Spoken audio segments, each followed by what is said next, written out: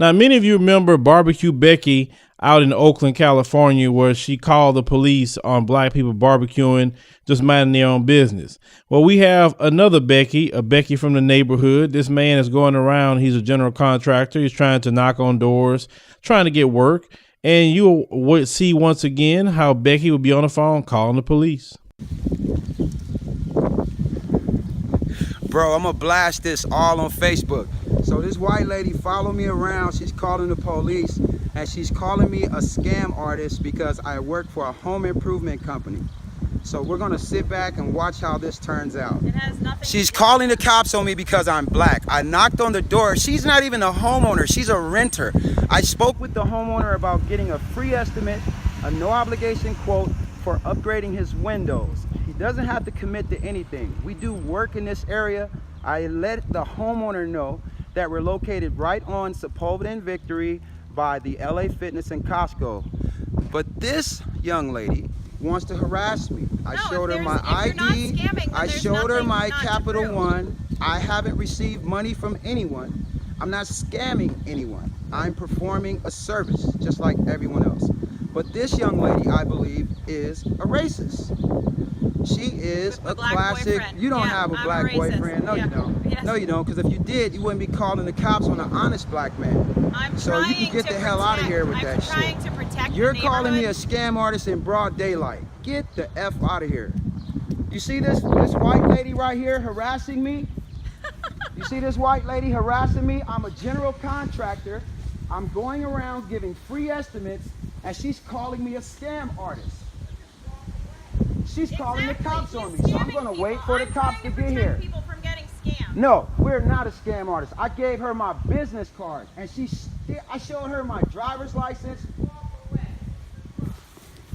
Now, we saw, as with the Barbecue Becky situation and this one, this is their go-to thing. Let's go run and call the police. So we just hope that the police come out and kill this black man. We just hope the police come beat up this black man. We get satisfaction in watching the death and destruction of black people. Even if he is scamming, what is it to her? Is he scamming you? That's the only thing you need to be worried about. And you don't even own the home. Then when the dude called her out on her racism and say, I have a black boyfriend, that don't mean crap. There are plenty of black men that would date racist white folks. Period. They would have no problem with it. Male and female, who they fooling with. You know that Milo dude, that alt-right guy, he got a black dude. How many stories have we seen black men have been with racist white females and then they call the children N-words? Or they even call the black men that. So that don't mean anything because you got a so-called black boyfriend. That brother had a point. If you had a so-called black boyfriend and you cared about black people, then you know good and well, an honest black man, what he has to go through working a job, dealing with situations like that.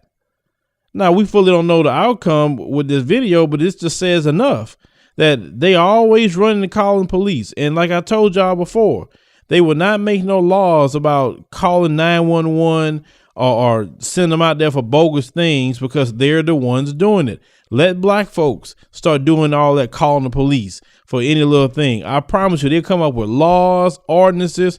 All of a sudden, it's going to start being fines if the police come out there and it's not what you say it is.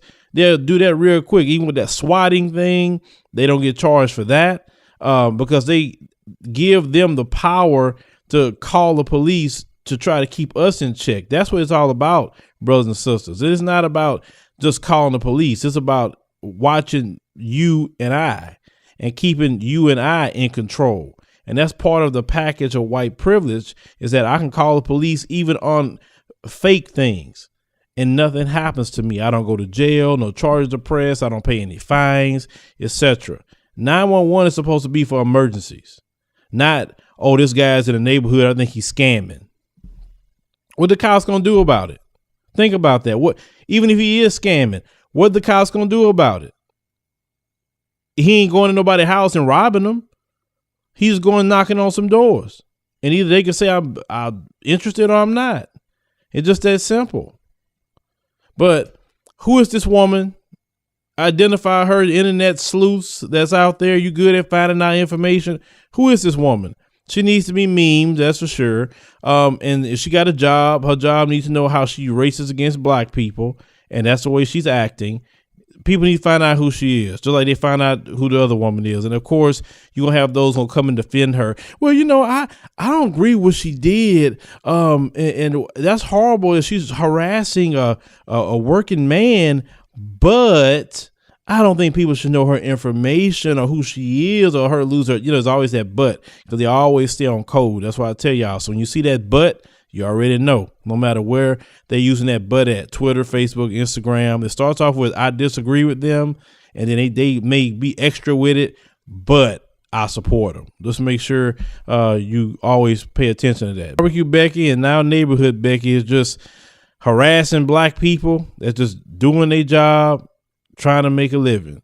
But leave me a comment, let me know what you think about this particular situation. It never ends with the Neighborhood Becky. They always calling, but the things they should be calling about, all them meth heads that's running around their community. They're not calling on them, but all of a sudden I guess they forgot how to call 911.